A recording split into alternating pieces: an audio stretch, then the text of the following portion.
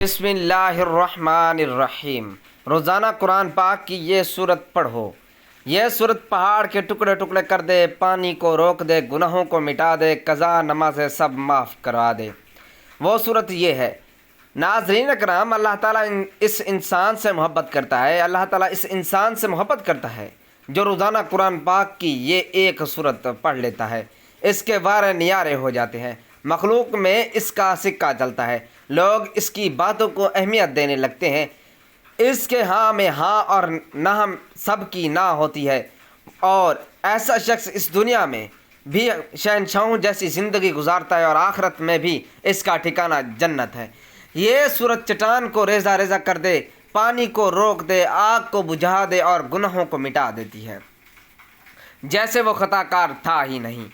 وہ جو اللہ رب العزت اور نبی پاک صلی اللہ علیہ وآلہ وسلم کا بتایا ہوا یہ ایک عمل کر لیتا ہے۔ اس ویڈیو میں آپ کو بتائے گئے کہ وہ کون سی صورت ہے جسے روزانہ پڑھنے سے اللہ سبحانہ و تعالیٰ اپنے اس بندے سے خوش ہو جاتا ہے، اور وہ کون سا عمل ہے کہ جس کو کرنے سے انسان دنیا اور آخرت میں امیر و کبیر، غنی اور دولت سے مالا مال ہو جاتا ہے۔ ناظرین کرام، یوں تو قرآن پاک میں نازل کی گئی ہر ایک صورت، بلکہ ہر ایک آیت، ہر ایک لفظ، ہر ایک حرف اللہ سبحانہ و تعالیٰ کی عظمت اور بزرگی کا اعلان کر رہا ہے، لیکن ایک ایسی مبارک صورت ہے جو اللہ نے خاص غریبوں کو نوازنے کے لیے قرآن پاک کے میں نازل فرمائی۔ جو بھی ہر روز اس صورت کو پڑھنے کا اپنا معمول بنا لیتا ہے تو اللہ پاک اس کے گناہ معاف کر دیتا ہے اور اس کی جتنی بھی حاجتیں ہیں پوری ہو جاتی ہیں۔ چند ہی دنوں میں وہ امیر سے امیر تر ہو جاتا ہے۔ لوگ اس کے اوپر برستی بارش کو دیکھ کر حیران ہو جاتے ہیں۔ اور اس صورت مبارکہ کے بارے میں بتانے سے پہلے آپ کو ایک ایسا عمل بتا رہے ہیں جس کے قرآن میں بار بار تاکید فرمائی گئی ہے، کیونکہ اللہ تبارک و تعالیٰ نے بار بار قرآن میں اپنے نبی آخر الزمان آپ کے صحابہ کی اولاد تمام مومنین کو جس عمل کو بار بار کرنے کی تاکید فرمائی ہے وہ ہے اللہ تعالیٰ کا شکر ادا کرنا ہے۔ سورۃ البقرہ میں ارشاد باری ہے، بس تم میرا ذکر کرو میں تمہیں یاد رکھوں گا اور میرا شکر کرو۔ اور سورۃ ابراہیم میں فرمایا، جب تمہارے رب نے اعلان کیا کہ اگر تم شکر کرو گے تو میں تمہیں اور زیادہ دوں گا، اور اگر تم ناشکری کرو گے تو یقیناً میرا عذاب بہت سخت ہے۔ سورۃ لقمان میں فرمایا، ہم نے لقمان کو حکمت دی کہ اللہ کا شکر ادا کرو، اور شکر کرتا ہے وہ اپنے ہی فائدے کے لیے کرتا ہے، اور جو کوئی ناشکری نہیں کرتا تو بے شک اللہ بے نیاز سب خوبیوں والا ہے۔ اسی طرح سورۃ النحل میں فرمایا گیا، بس اللہ کا دیا ہوا حلال اور پاک رزق کھاؤ، اللہ کی نعمتوں کا شکر ادا کرو، اگر تم صرف اسی کی عبادت کرتے ہو تو صرف مومنوں میں فرمایا گیا ہم نے اسے راستہ دکھایا، خواہ وہ شکر گزار بنے یا ناشکرہ بنے۔ ناظرین، یہ تمام اس طرح کی بہت سی آیات شکر گزاری کی اہمیت اور ناشکری سے بچنے کی تلقین کرتی ہیں اور ہمیں یاد دلاتی ہیں کہ شکر گزاری کرنا، اللہ کی عطا کی گئی نعمتوں کی قدر کرنا ایک بہترین طریقہ ہے، اور شکر ادا کرنا ہی وہ عمل ہے جس کے سبب اللہ سبحانہ و تعالیٰ انسان کو زیادہ سے زیادہ عطا فرماتا ہے۔ اسی حوالے سے حضرت موسیٰ علیہ السلام کا ایک واقعہ بڑا ہی مشہور ہے۔ حضرت موسیٰ علیہ السلام کوہ طور پر اللہ تعالیٰ سے ہم کلام ہونے روانہ ہوئے تو راستے میں ایک شخص سے ملاقات ہوئی۔ اللہ نے اس کو رزق کی خاصی فراوانی عطا کر رکھی تھی۔ اس نے حضرت موسیٰ علیہ السلام سے عرض کی کہ اے موسیٰ، اے رسول خدا، میرے رب سے ذرا میرے متعلق دریافت کیجئے گا کہ میرے لیے کیا حکم ہے، میرے پاس اتنا رزق ہے کہ سنبھالا نہیں جا سکتا۔ موسیٰ علیہ السلام ذرا آگے روانہ ہوئے تو ایک اور شخص دیکھا، اس نے ریت سے جسم کو ڈھانپ رکھا تھا۔ اس نے حضرت موسیٰ علیہ السلام سے کہا کہ اے کلیم اللہ، میرے رب سے میری کیفیت عرض کیجئے گا۔ حضرت موسیٰ علیہ السلام کوہ طور پر پہنچے اور پہلے والے آدمی کے متعلق دریافت کیا تو اللہ تعالیٰ نے جواب دیا کہ اے اسے کہو کہ ہماری ناشکری کرے۔ دوسرے کے متعلق پوچھا تو فرمایا اسے کہو کہ ہمارا شکر گزار بن جائے۔ حضرت موسیٰ علیہ السلام نے واپس ہوتے ہوئے پہلے آدمی سے کہا کہ اللہ تعالیٰ فرماتے ہیں کہ تم میری ناشکری کرو، تمہارا رزق میں کمی واقع ہو جائے گی۔ اس نے آنکھوں میں آنسو بھرتے ہوئے کہا، اے موسیٰ، میں اتنا کچھ دینے والے رب کا ناشکرہ بندہ نہیں بن سکتا۔ آپ آگے چلے گئے اور دوسرے آدمی سے مل کر کہا، اللہ فرماتے ہیں کہ اس کا شکر ادا کرو، وہ تمہیں اور زیادہ دے گا۔ تو ناظرین، اس نے انتہائی مایوسی سے جواب دیا کہ میں کس بات کا شکر ادا کروں؟ میرے پاس ایسا ہے ہی کیا جس پر میں شکر ادا کروں؟ ابھی اسی کی بات مکمل بھی نہیں ہوئی تھی کہ ہوا چلی اور جسم پر سے ریت اڑ گئی اور وہ برہنہ ہو گیا۔ ناظرین، جو شخص رسول اکرم صلی اللہ علیہ وآلہ وسلم کی سیرت پڑھتا ہے وہ یہ جانتا ہے کہ آپ صلی اللہ علیہ وآلہ وسلم کی زندگی شکر سے بھرپور اور آپ صلی اللہ علیہ وآلہ وسلم کے شب و روز احسان مندی کی تسبیح ہے، کیونکہ آپ صلی اللہ علیہ وآلہ وسلم آگے پیچھے دائیں بائیں متواتر اللہ کی نعمتوں کو برستا دیکھتے تھے، تو آپ اللہ کی حمد و ثنا اور تقدیس کرتے۔ بلکہ اگر آپ نبی اکرم صلی اللہ علیہ وآلہ وسلم کی حدیث مبارکہ کا بغور مطالعہ کریں اور آپ کے بتائے ہوئے اذکار اور دعاؤں کا جائزہ لیں تو آپ کو نظر آئے گا کہ وہ رب تعالیٰ کی حمد و ثنا، تعریف و کبریائی اور شکر و اطمینان سے بھری ہوئی ہے۔ آپ صلی اللہ علیہ وآلہ وسلم کی ثنا، مدح اور دعا سب حمد باری تعالیٰ پر مشتمل ہے۔ اس لیے آپ صلی اللہ علیہ وآلہ وسلم کے رب نے آپ سے فرمایا، قریب ہے کہ آپ کا رب آپ کو مقام محمود پر کھڑا کرے۔ اس سے نعمتوں کو پائیداری ملتی ہے اور انسان کے حالات سازگار ہو جاتے ہیں۔ نبی اکرم صلی اللہ علیہ وآلہ وسلم نے ایک شخص کو دیکھا جس نے پوسیدہ کپڑے پہن رکھے تھے۔ آپ صلی اللہ علیہ وآلہ وسلم نے پوچھا، کیا تیرے پاس مال ہے؟ اس نے کہا، ہاں۔ آپ صلی اللہ علیہ وآلہ وسلم نے فرمایا، جب اللہ تعالیٰ تجھے مال دے تو پھر اس کی نعمت اور کرم کا اثر بھی تجھ پر دکھائی دینا چاہیے۔ اور آپ صلی اللہ علیہ وآلہ وسلم نے فرمایا، بلا شبہ اللہ عز و جل پسند کرتا ہے کہ وہ اپنی نعمت کا اثر اپنے بندے پر دیکھے۔ یہی وہ مقام ہے جس میں نبی اکرم صلی اللہ علیہ وآلہ وسلم اپنے پروردگار کی ثنا کریں گے، جیسا کہ آپ صلی اللہ علیہ وآلہ وسلم نے فرمایا، میں اپنے رب کو دیکھتے ہی سجدے میں گر جاؤں گا اور جب تک سے منظور ہوگا وہ مجھے سجدے میں ہی پڑا رہنے دے گا۔ اس کے بعد ارشاد ہوگا، اے محمد اپنا سر اٹھاؤ، تم جو کہو گے اسے سنا جائے گا، جو سوال کرو گے تمہیں دیا جائے گا اور جو سفارش کرو گے اسے قبول کیا جائے گا۔ میں اس وقت اللہ تعالیٰ کی ایک ایسی تعریف کروں گا جو اللہ تعالیٰ مجھے سکھائے گا کہ سفارش کرو گا تو میرے لیے مخصوص لوگوں کی حد مقرر کی جائے، میں انہیں جنت میں لے کر جاؤں گا۔ یوں حمد، خیرات و برکات کی چابی اور خوشبو کا دروازہ ہے، بہت زیادہ ثواب لینے کا راستہ ہے اور اللہ کے قرب کا ذریعہ ہے۔ اس سے نعمتوں کو پائیداری ملتی ہے، برکتیں قائم رہتی ہیں اور حالات سازگار ہو جاتے ہیں۔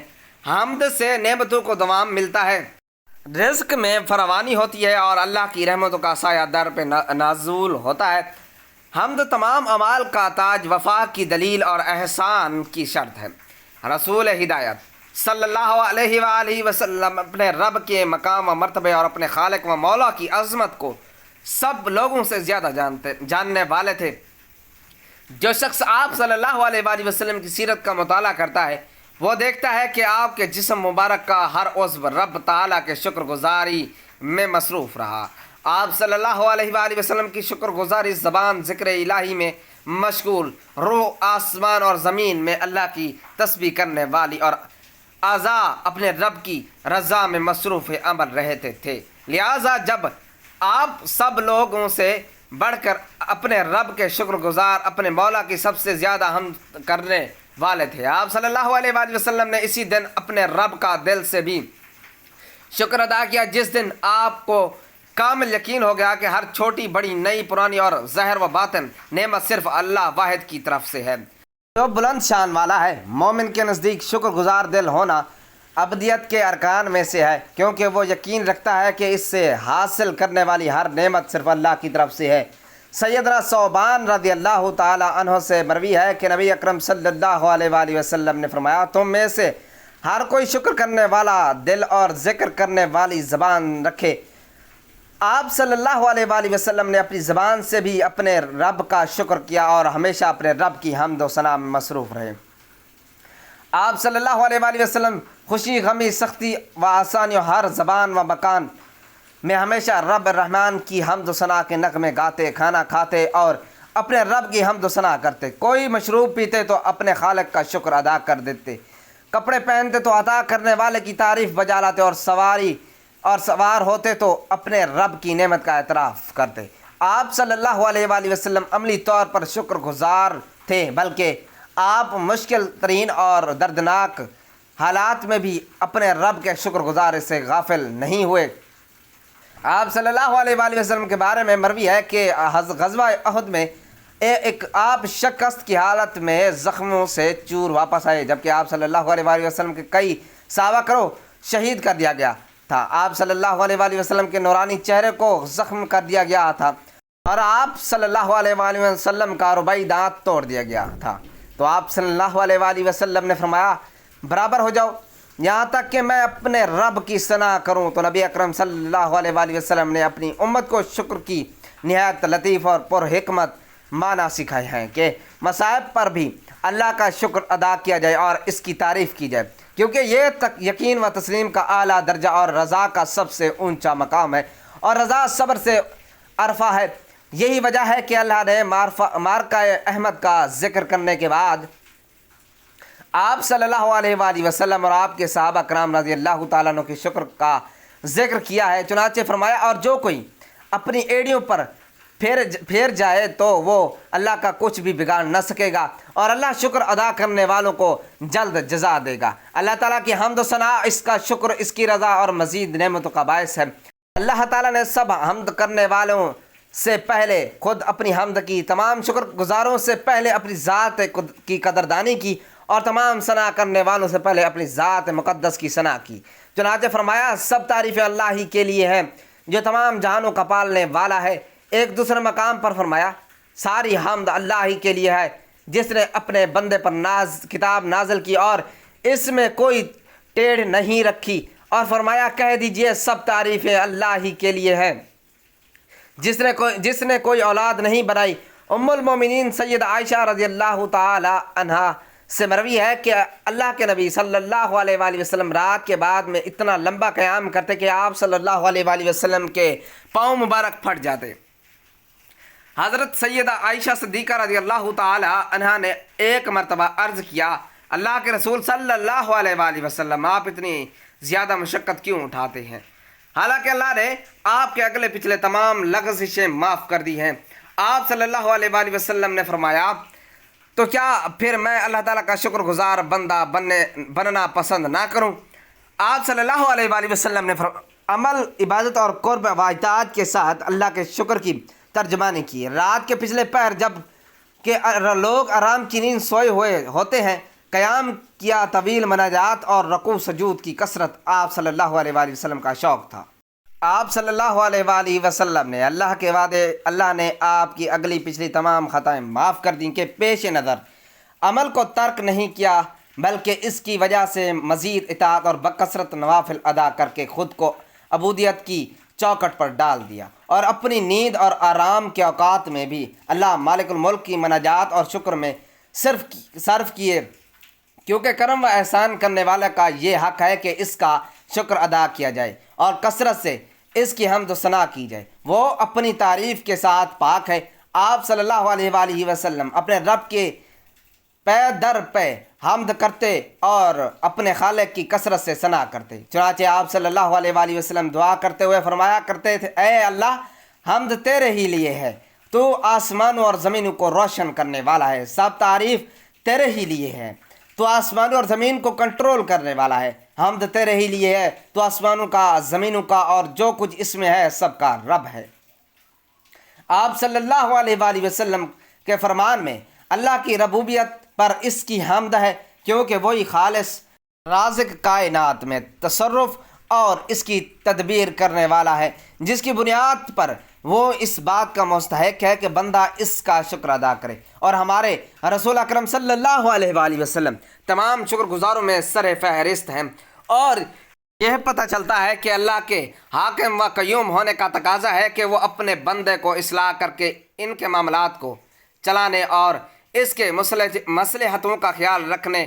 چنانچہ آپ صلی اللہ علیہ وآلہ وسلم کی حمد و ثنا ایک عظیم فضل کے باعث تھی۔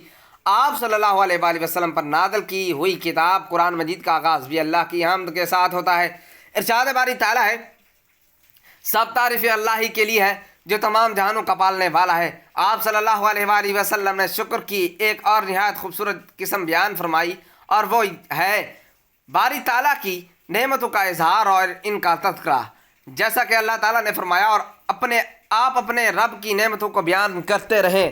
نبی اکرم صلی اللہ علیہ وآلہ وسلم نے ایک شخص کو دیکھا کہ جس نے سفید بوسیدہ کپڑے پہن رکھے تھے۔ آپ صلی اللہ علیہ وآلہ وسلم نے اس سے پوچھا، کیا تیرے پاس مال ہے؟ اس نے کہا ہاں۔ آپ صلی اللہ علیہ وآلہ وسلم نے فرمایا، جب اللہ تعالیٰ تجھے مال دے تو پھر اس کی نعمت اور کرم کا تجھ پر اثر بھی تجھ پر ہی دکھائی دینا چاہیے۔ آپ صلی اللہ علیہ وآلہ وسلم نے فرمایا، بلا شبہ اللہ عز و جل پسند کرتا ہے کہ وہ اپنی نعمت کا اثر اپنے بندے پر دیکھے۔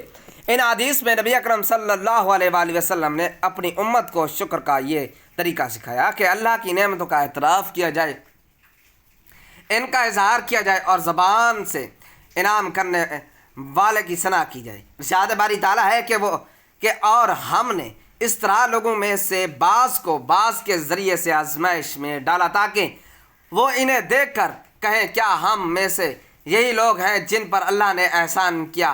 ہاں، اللہ تعالیٰ اپنے شکر گزار بندوں کو ان سے زیادہ نہیں جانتا۔ آپ صلی اللہ علیہ وآلہ وسلم اپنے نیند سے بیدار ہو کر آپ سب سے پہلا جو کلمہ ارشاد فرماتے وہ اللہ کی حمد پر مبنی ہوتا۔ آپ صلی اللہ علیہ وآلہ وسلم فرماتے، تمام تعریفیں اس اللہ کے لیے ہیں جس نے ہمیں مارنے کے بعد دوبارہ زندگی دی اور اس کے طرف اٹھانا ہے۔ آپ صلی اللہ علیہ وآلہ وسلم بے حال کر دینے والی تھکاوٹ کے بعد آرام دہ نیند آنے پر بھی اپنے رب کی حمد بیان کرتے، اور اس بات پر بھی اس کی تعریف و ثنا کرتے تھے۔ اس نے روح کو لٹایا تاکہ آپ خوبصورت دن اور امید و عمل سے بھرپور زندگی کا استقبال کریں۔ نیز اس صبح کی نعمت پر بھی اپنے رب کی حمد کرتے ہیں جس نے پوری حال و شوکت سے کائنات کو ڈھانپ لیا اور اس کی کرنوں نے ہر سو اجالا کر دیا۔ آپ صلی اللہ علیہ وآلہ وسلم نے اپنی امت کو بشارت دیتے ہوئے فرمایا، جس نے صبح کے وقت یہ کہہ لیا، اے اللہ، مجھے جو بھی نعمت حاصل ہے وہ تجھ اکیلے ہی کی طرف سے ہے، تیرا کوئی شریک نہیں، تو سو تیری ہی حمد ہے اور تیرا ہی شکر ہے، تو اس نے اپنے اس دن کا شکر ادا کر لیا۔ اور جس نے شام کے وقت اس طرح کہہ لیا تو اس نے اپنی اس رات کا شکر ادا کر لیا۔ اللہ تعالیٰ ہر مسلمان کو اس کی نعمتوں کا شکر ادا کرنے کی توفیق دے، اور جو کچھ اس نے عطا کیا ہر حال میں اس پہ خوش رہنے کی توفیق عطا فرما دے۔ محترم ناظرین، پورے کا پورا قرآن العظیم شاہکار ہے اور اس کا ایک ایک حرف بنی نوع انسان کے لیے بیش بہا خزانہ ہے۔ قرآن پاک کی ہر ایک صورت بیش بہا اور قیمتی موتی ہے، ہر ایک صورت بیش بہا زیور کی مانند ہے، جبکہ پورا قرآن صندوق کی طرح ہے جس کے اندر طرح طرح کے قیمتی جواہرات اور زیورات پڑے ہوئے ہیں۔ ان قیمتی جواہرات سے وہ بھی لوگ مستفید ہوتے ہیں جو ہر روز قرآن شریف کو کھولتے ہیں اور اس کی تلاوت کا شرف حاصل کرتے ہیں۔ ناظرین محترم، قرآن پاک کی ایک ایسی صورت جسے روزانہ پڑھنے والا کبھی مایوس اور کبھی نامراد نہیں ہوتا۔ دنیا جہاں کی دولت ہے ایسے انسان پر عاشق ہو جاتی ہیں جو روزانہ یہ صورت مبارکہ پڑھتا ہے، یا ایسے انسان کا کوئی بھی کام رکاوٹ اور بندش کا شکار نہیں ہوتا۔ ایسے انسان کو کبھی مال دولت کی کمی نہیں ہوتی جو ہر روز نماز کے بعد کی صورت مبارکہ پڑھتا ہے۔ اور جان لیجئے کہ وہ عظیم الشان صورت مبارکہ سورۃ الفلق ہے۔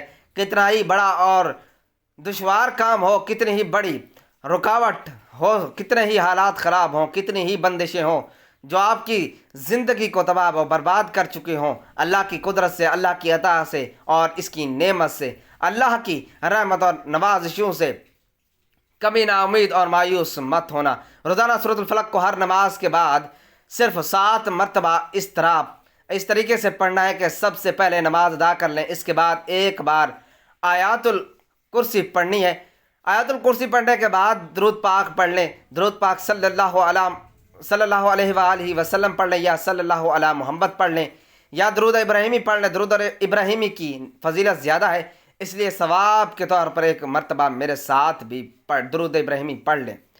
اللہم صلی علی محمد وعلی آل محمد کما صلیت علی ابراہیم وعلی آل ابراہیم انک حمید مجید۔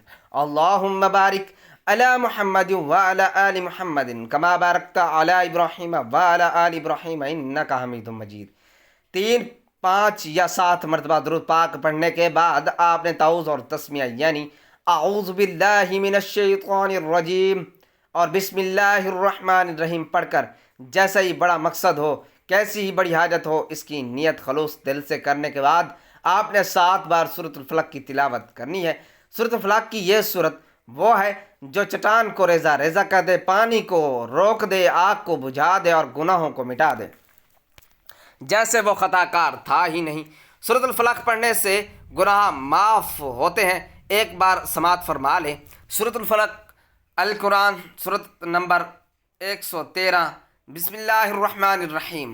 قل اعوذ برب الفلق من شر ما خلق ومن شر غاسق اذا وقب ومن شر النفاثات فی العقد ومن شر حاسد اذا حسد۔ ترجمہ: کہو میں پناہ مانگتا ہوں فلق کے رب کی ہر اس چیز کے شر سے جو اس نے پیدا کیا، اور اندھیری رات کے شر سے جب وہ چھا جائے، اور گرہ میں پھونکنے والے جادوگرنیوں کی شر سے، اور حسد کرنے والوں کے شر سے جب وہ حسد کرے۔ اس کے بعد پھر سے درود پاک اتنی ہی تعداد میں پڑھ لینا جتنی تعداد میں عمل سے پہلے پڑھا تھا۔ یہ عمل ہونے کے بعد آپ اللہ کے حضور اپنے دونوں ہاتھ کو بلند کر کے اپنے دل کی تمام حسرتیں اس کے آگے کھول کر بچھا دیں۔ بے شک اللہ سبحانہ و تعالی ہم سب سے بھی زیادہ ہماری حاجت کو جانتا ہے، لیکن دعا کرنا بھی یہ حکم ہے، سنت بھی ہے، اللہ کی رضا بھی ہے۔ کہتے ہیں کہ اللہ دعا کی توفیق انہی لوگوں کو بخشتا ہے جنہیں وہ ان کے منہ مانگی مراد عطا فرمانا چاہتا ہے، ورنہ ہر کسی کو اللہ اپنے سامنے ہاتھ اٹھانے کی توفیق بھی نہیں دیتا۔ لہذا نہایت خوش ہوں اور خشوع اور خضوع کے ساتھ اللہ کی بارگاہ میں دعا کرنی ہے۔ دعا اور التجا کرنے کا اپنا معمول بنا لیجئے، کبھی کسی کے سامنے ہاتھ نہیں پھیلانے پڑیں گے۔ ناظرین، اللہ سے دعا ہے کہ ہمیں بہتر عمل کرنے کی توفیق عطا فرمائے، آمین یا رب العالمین۔ ناظرین، ویڈیو اچھی لگے تو ویڈیو کو لائک کریں اور ویڈیو کو شیئر کریں، چینل کو سبسکرائب کریں، اور کمنٹ باکس میں اللہ تعالیٰ کے 99 ناموں میں سے کوئی ایک نام لکھ کر کمنٹس میں ضرور ٹرائی کریں۔ جزاک اللہ۔